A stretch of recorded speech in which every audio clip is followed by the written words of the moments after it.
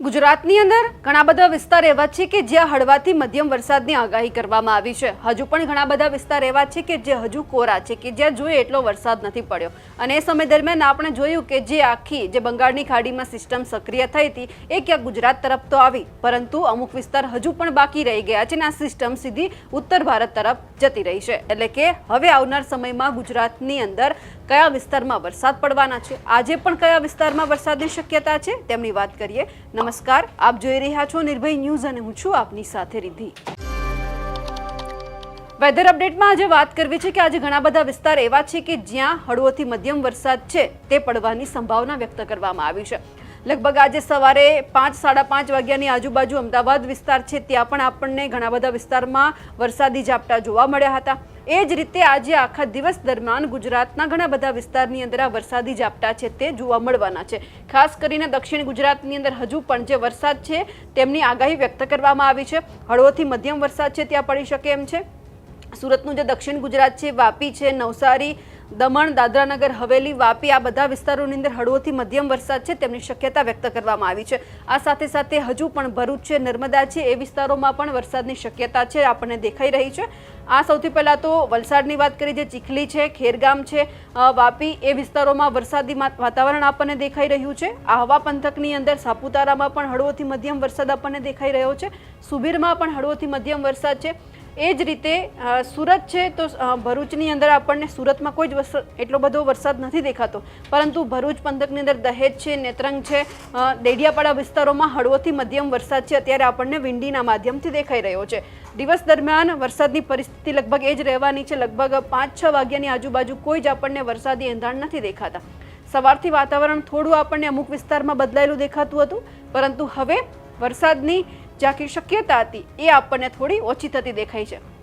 એક તરફ ક્યાંક એવું કહેવામાં આવી રહ્યું છે કે વધુ એક સિસ્ટમ છે તે જે ભુવનેશ્વર છે, ઓડિશા છે, એ બાજુ બનતી દેખાઈ રહી છે, પરંતુ જો કદાચ એ આવવાની સંભાવના છે અત્યારે વ્યક્ત કરવામાં આવી છે કે જો આ સિસ્ટમ બનેલી છે ક્યાંક ગુજરાતને અસર કરશે તો પછી ગુજરાતમાં છે લગભગ 11 કે 12 તારીખની આજુબાજુ વરસાદ આવી શકે એમ છે। જો આ સિસ્ટમ છે ગુજરાતને અસર નહીં કરે તો પછી લગભગ 15, 16, 17 તારીખની આજુબાજુ વરસાદની આગાહી છે તે કરવામાં આવી છે। એટલે કે હજુ જે 10 દિવસ 12 દિવસ છે હજુ પણ લોકોએ વરસાદની રાહ જોવી પડી શકે એમ છે। અહીંયા આપણને ખાલી જે આખી એક સિસ્ટમ છે તે સાથે આપણને દેખાઈ રહી છે કે કદાચ જો આવી શકે એમ છે, બાકી જે બધા જ પવનો છે એક સાથે જે ઉત્તર ભારત તરફ જઈ રહ્યા છે એટલે ક્યાંક એવું લાગી રહ્યું છે કે હમણાં ગુજરાત ઉપર કોઈ જેવી વરસાદની શક્યતા છે તે વ્યક્ત કરવામાં નથી આવી। સાથે સાથે લગભગ આજના દિવસ દરમિયાન આપણે જે રીતે વાત કરી કે મધ્ય ગુજરાતના અમુક વિસ્તારો છે જેમ કે વડોદરા છે, છોટાઉદેપુર છે, સાથે દક્ષિણ ગુજરાતના જે વિસ્તાર છે ભરૂચ, નર્મદા, સુરત, તાપી, નવસારી, ડાંગ, દમણ, વલસાડ, દાદરાનગર હવેલી, આ વિસ્તારોની અંદર અત્યારે હળવોથી મધ્યમ વરસાદ છે તે પડી શકે એમ છે। બાકી સૌરાષ્ટ્ર પંથક, કચ્છ પંથકની અંદર પણ ક્યાંય આપણને વરસાદ નથી દેખાતો। આ પરિસ્થિતિ આજની જોઈ આવતીકાલે પણ એ જ વિસ્તારોની અંદર વરસાદની આગાહી છે એ પણ હળવાથી મધ્યમ, કારણ કે 5-6 તારીખની આજુબાજુ આપણને એવું અનુમાન લગાવવામાં આવી રહ્યું હતું હવામાન નિષ્ણાંતો દ્વારા કે આ વિસ્તારોમાં હળવોથી મધ્યમ વરસાદ પડી શકે એમ છે, જેમાં દક્ષિણ ગુજરાતમાં આવતીકાલે પણ આપણને એ જ પરિસ્થિતિ દેખાઈ રહી છે। પરંતુ આ બધાની વચ્ચે હવે નવી સિસ્ટમ ગુજરાત તરફ ક્યારે આવવાની છે, આ સિસ્ટમ બની હતી તેમનું શું થયું છે એ બધું જ સાંભળી લઈએ હવામાન નિષ્ણાંત પરેશ ગોસ્વામી પાસેથી। ખાસ કરીને આજના વિડીયો દ્વારા આપણે હાલનો વરસાદ અને આવનારા દિવસના વરસાદ સાથે આયોડી અને અલનીનો આ બંને વિશેની ખૂબ અગત્યની માહિતી આપવાની છે। સૌ પ્રથમ તો હું આપને એ જણાવી દઉં કામ તો વાર્ષિક કાર્યક્રમની અંદર પણ આપણે એક ઉલ્લેખ ચોક્કસથી કર્યો હતો કે 15 ઓગસ્ટ પછીનું ચોમાસું છે એ જામવાનું છે અને કદાચ બની શકે કે 1 થી 15 ઓગસ્ટનું જે સેશન હોય એમાં ઠીક આપણે વરસાદ જોવા મળે પણ વરસાદનો ગેપ પણ જોવા મળશે। એવી જ રીતે આપણે જોઈ રહ્યા છીએ કે ઓગસ્ટના જે શરૂઆતના 3-4 દિવસ છે ગુજરાતની અંદર વરસાદી માહોલ રહ્યો, એ પછી અત્યારે આપણે ધીમે ધીમે છેલ્લા 24 કલાકની અંદર રાજ્યમાંથી વરસાદ ગાયબ થયો છે અને હમણાં કોઈ સારા વરસાદની સંભાવનાઓ નથી। આપણે ગઈકાલે આપણી લલકાર ચેનલ ઉપર પણ આ વાત કરી ચૂક્યા છે, જેની અંદર જોવા જઈએ તો અત્યારે અરબ સાગર અને બંગાળની ખાડીની કોઈ સિસ્ટમ છે એ સક્રિય નથી અથવા તો ગુજરાત તરફ આવતી નથી. બીજા નંબરમાં જે ચોમાસું ધરી હોય છે એ પણ હવે ઉત્તર ભારત તરફ ખસી ગઈ છે. સામાન્ય રીતે જ્યારે પણ આપણે ગુજરાતમાં વરસાદ પડતો હોય ત્યારે ચોમાસું ધરી છે ઉત્તર ગુજરાત અથવા તો દક્ષિણ રાજસ્થાનના ભાગો ઉપર થઈ એમપી થઈને બંગાળની ખાડી સુધી જતી હોય. એ ચોમાસું ધરી અત્યારે ઉત્તર ભારત ઉપર પંજાબ, હરિયાણા, યુપી, બિહાર અને એ વિસ્તારો ઉપર થઈને બંગાળની ખાડી તરફ લંબાઈ રહી છે. એટલે ચોમાસું ધરી છે આપણાથી ઘણી બધી દૂર ગઈ છે. એટલે હમણાં આપણે કોઈ ચોમાસાનો વરસાદ જોવા મળે કે ચોમાસું સક્રિય થાય તેવી અપેક્ષાઓ રાખી ન શકાય. એટલે હમણાં ગુજરાતમાં આપણે વરસાદનો ગેપ જોવા મળશે. હા, એક ચોક્કસથી વાત છે કે અમુક વિસ્તાર એવા પણ છે કે જ્યાં અત્યારે પિયતની જરૂર નહીં હોય, પણ અમુક વિસ્તારમાં જ્યાં વરસાદ આ રાઉન્ડની અંદર એટલે કે ઓગસ્ટના 1, 2, 3 તારીખમાં ન જોવા મળ્યો અને જો કદાચ બહુ પછી પાક સુકાતો હોય અને પિયત આપવું હોય તો ખેડૂત પોતાની રીતે ડિસિઝન લઈ અને પિયત આપી શકે છે.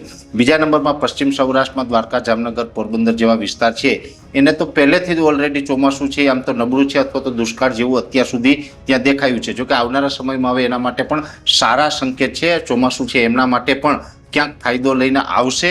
એક ચોક્કસથી વાત છે કે પાણીની વ્યવસ્થા તો કમસે કમ એ વિસ્તારને પણ થઈ જવાની છે. એટલે આગળ ઉપર એના માટે ઉજળા સંકેતો અત્યારે દેખાઈ રહ્યા છે. એટલે અત્યારે ભલે વરસાદ નથી ને હવે નવો વરસાદનો રાઉન્ડ છે એ લગભગ આપણે 17 તારીખ સુધી તો કમસે કમ અપેક્ષા રાખી શકાય એવું નથી. આ એક વાત ચોક્કસથી છે કે અત્યારે 700 HPA લેવલે ભેજ હોય એને કારણે છૂટાછવાયા કોઈ જગ્યાએ ઝાપટા પડે એ અપવાદરૂપ રહેશે, પણ કોઈ સારો વરસાદ હમણાં થવાનું હોય એવા સંકેતો મળી રહ્યા નથી. એટલે 17 તારીખ સુધી કોઈ સારા વરસાદની આગાહી હમણાં નથી. હવે બીજી વાત આપણે એ કરવાની છે કે આમ જોવા જઈએ તો અલ્નીનો અને આયોડી આ બંને પેરામીટરોની આપણે એપ્રિલ મહિનાથી જ વાત કરતા હતા ને એમાં આપણે જણાવતા હતા કે અલ્નીનો છે આ વર્ષે ખૂબ સ્ટ્રોંગ થવાનો છે, સુપર અલ્નીનો બનવાનો છે, પણ આયોડી પોઝિટિવ રહેવાનો છે. એ જ ચિત્ર મારે આપણે અત્યારે બતાવવું છે. અલ્નીનો એટલે આમ જોવા જઈએ તો જૂન મહિનાથી અલ્નીનો સક્રિય થઈ ગયો હતો અને જૂન અને જુલાઈ દરમિયાન અલ્નીનો છે એ સક્રિય થઈ એટલે કે પ્રશાંત મહાસાગરનું તાપમાન છે એ સામાન્ય કરતાં 2.5 ડિગ્રી ઉંચકાયું હતું. એ તાપમાન અત્યારે વધુ ઉંચકાયું છે અને અત્યારે પ્રશાંત મહાસાગરનું તાપમાન સામાન્ય કરતાં 3 ડિગ્રી સુધી અપ થઈ ચૂક્યું છે. એટલે અલ્નીનો અત્યારે સ્ટ્રોંગ બની ગયું છે. જે જૂન અને જુલાઈની અંદર સામાન્ય અલ્નીનો હતો એ અલ્નીનો સ્ટ્રોંગ બની ગયો છે અને હજુ પણ લગભગ લાગી રહ્યું છે કે ઓગસ્ટ એન્ડ આવતા લગભગ અલ્નીનો છે એ સુપર અલ્નીનોનું સ્વરૂપ લઈ લેશે. એટલે જે આપણે ઘણા સમયથી લાંબા ગાળાથી અનુમાન લગાવતા હતા સુપર અલ્નીનોનું એ તરફ હવે અત્યારે અલ્નીનો છે એ આગળ વધી રહ્યું છે. અત્યારથી જ અલ્નીનો સ્ટ્રોંગ થવાનું ચાલુ થઈ ગયું છે. અત્યારે અલ્નીનો સ્ટ્રોંગ છે અને ઓગસ્ટ એન્ડ સુધીમાં અથવા તો સપ્ટેમ્બરની શરૂઆતમાં અલ્નીનો છે એ સુપર અલ્નીનોમાં પરિવર્તિત થાય તેવી શક્યતાઓ દેખાઈ રહી છે. હવે બીજી મારે આપણે જે વાત કરવાની છે આયોડીની.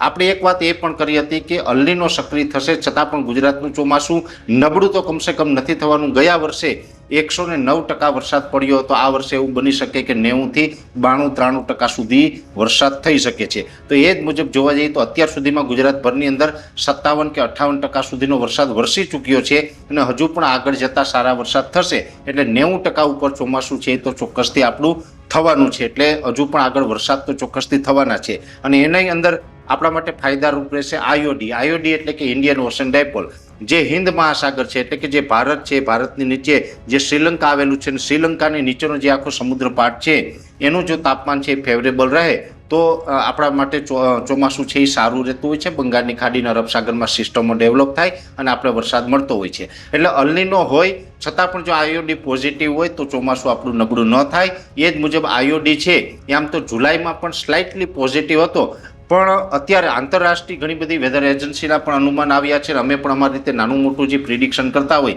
એ મુજબ અત્યારે નવો રિપોર્ટ એ છે કે 2 ઓગસ્ટ સુધીમાં એટલે કે આજથી 2 દિવસ પહેલાં જે આયોડી હતો એ વધારે પોઝિટિવ થયો છે. અત્યારે આયોડી છે એ 0.23 પોઝિટિવ થઈ ચૂક્યો છે. એટલે જૂન અને જુલાઈમાં જેટલો પોઝિટિવ હતો એના કરતાં વધારે પોઝિટિવ થયો છે અને હજુ સતત એ પોઝિટિવ જોવા મળે તેવી શક્યતાઓ છે.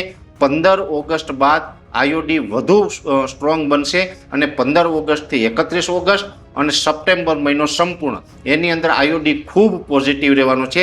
જેને કારણે ઓગસ્ટનું છેલ્લું અઠવાડિયું અને સંપૂર્ણ સપ્ટેમ્બર મહિનો છે તેમાં સારા વરસાદ છે આપણે પોઝિટિવ આયોડીને કારણે મળી શકે છે. એટલે આયોડી છે પણ અત્યારે પોઝિટિવ થવાનું ચાલુ છે અને અત્યારે પોઝિટિવ ફેઝમાં આવી ગયો છે અને હજુ વધુ સ્ટ્રોંગ બને તેવી પૂરી શક્યતાઓ અમને લાગી રહી છે.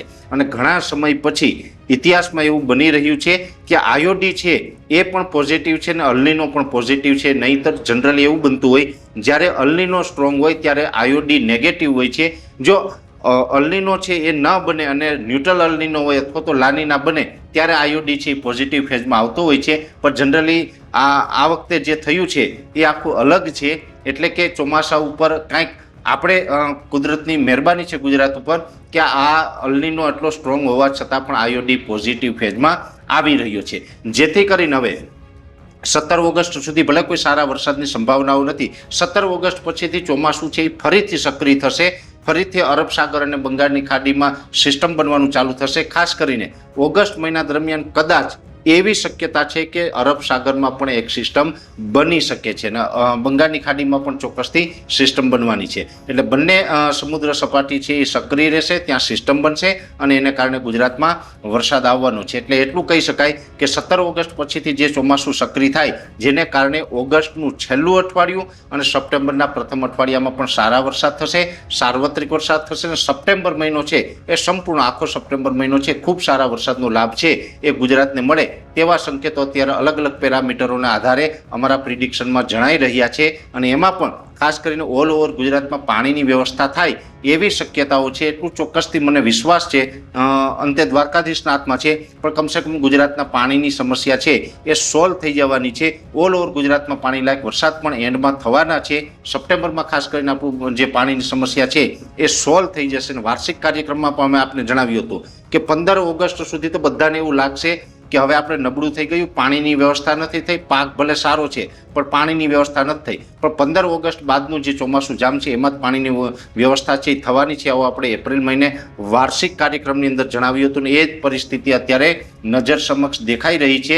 ખાસ કરીને ઓલ ઓવર ગુજરાતમાં પાણીની વ્યવસ્થા થશે. એની સાથોસાથ પશ્ચિમ સૌરાષ્ટ્ર કે જે ઓલ ઓવર ગુજરાતની અંદર સૌથી નબળા પશ્ચિમ સૌરાષ્ટ્ર છે, અત્યાર સુધી ત્યાં દુષ્કાળ જેવી સ્થિતિ જણાઈ રહી છે, ત્યાં પણ પાણીની વ્યવસ્થા છે એ કમસે કમ થઈ જવાની છે.